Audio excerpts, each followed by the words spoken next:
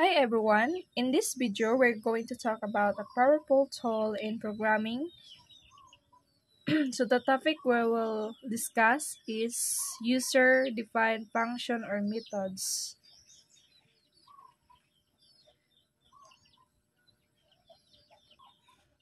So in Python and methods in Java.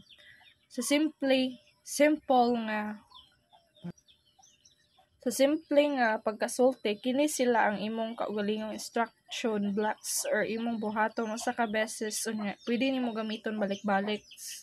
This makes your code cleaner, shorter, and easier to manage. Let's see how it works. So, what are the methods? So, user-defined function or methods are blocks of code that perform a specific task. In Python, we call them function using the def keyword. In Java, we call them methods and define them inside a class. Instead of repeating code many times, we create a function once, then call it whenever we need. In simple terms, there are custom instructions you define once and use whenever needed.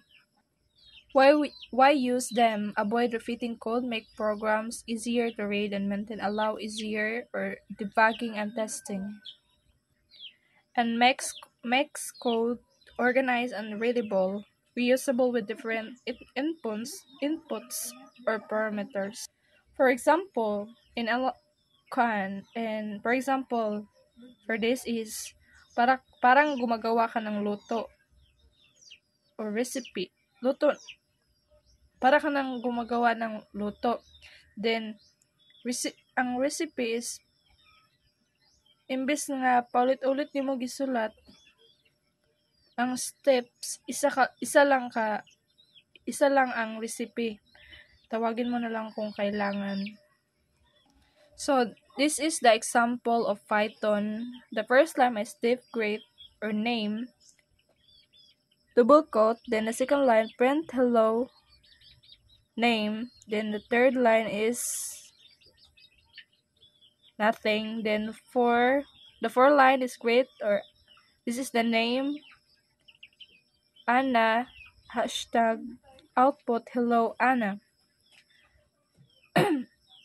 So diff great or name kini nag-declare og function nga inganlan og great.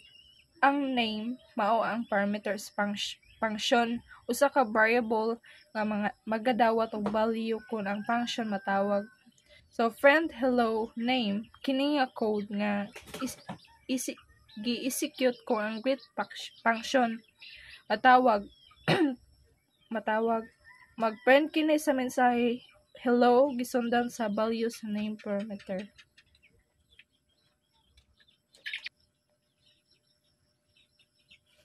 So sa public static void main or string, kini ang main function sa program. So kini ang una na mo function nga i-execute kon ang program mudagan.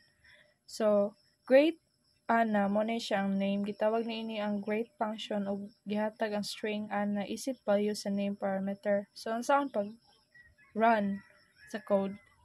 So number 1 is main function i-execute ang great Anna function call niya i-execute. Then ang value sa Anna i-assign sa name parameter sa great function. Then the last system.out.print line hello plus name statement i-execute nga mag-print sa hello Anna sa console. So mano ni siya ang output. Sa ato pa, kini nga code nagpakita sa usa ka simple nga function sa Python. Ang mga function mo importante kay sa programming. Kini mag-allow sa ato sa pag-organize sa atong code ngadto sa mas gagmay ug mas madumala nga parts. Ang function greet nagpakita sa paggamit sa parameter aron mahimo ang function nga mas flexible, maka-greet kini og bisan unsang name nga gihatag. So this is the Java example. So first line is public class main. So kini nag-declare og class nga ginganlan og main.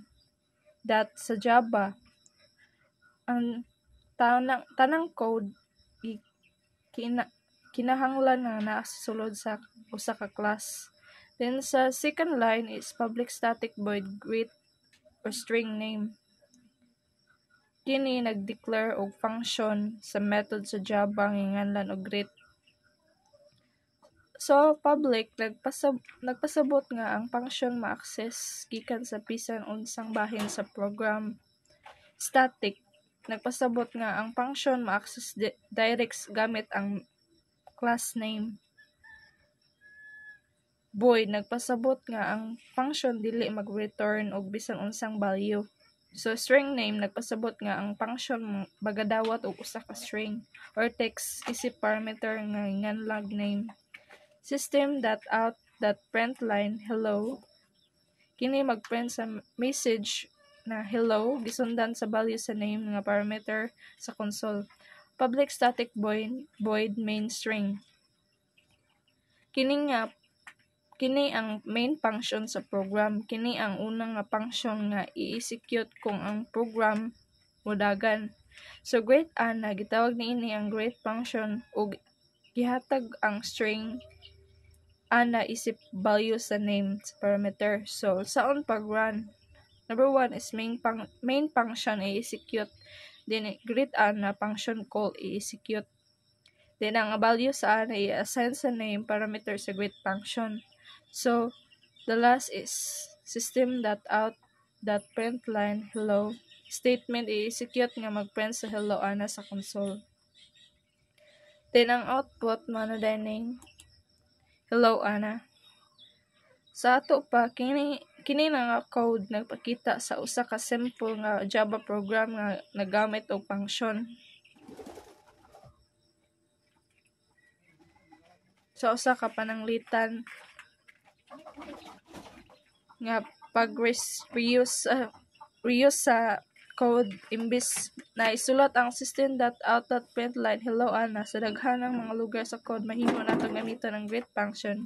Kini naghimo sa code nga mas organized, mas sayon basahon ug mas dali i-maintain.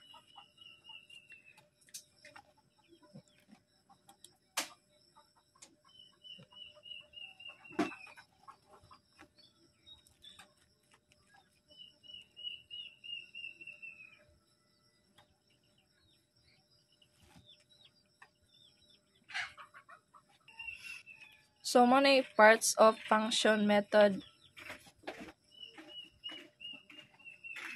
Name what you call it, e.g. or greet. Parameter inputs value.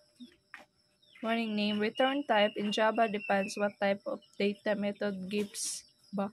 Body, the code that returns when the function is called. So in summary, the conversation successfully conveyed fundamental programming concepts, illustrating their implementation and highlighting key differences between Python and Java, all while showcasing the versatility of explaining technical topics in multiple languages. So, I think that's all, and I hope you learn my video, and don't forget to follow my YouTube channel, and also like and subscribe, and also share within your friends if you, or you can comment on my YouTube channel, and I hope you'll learn it. Thank you.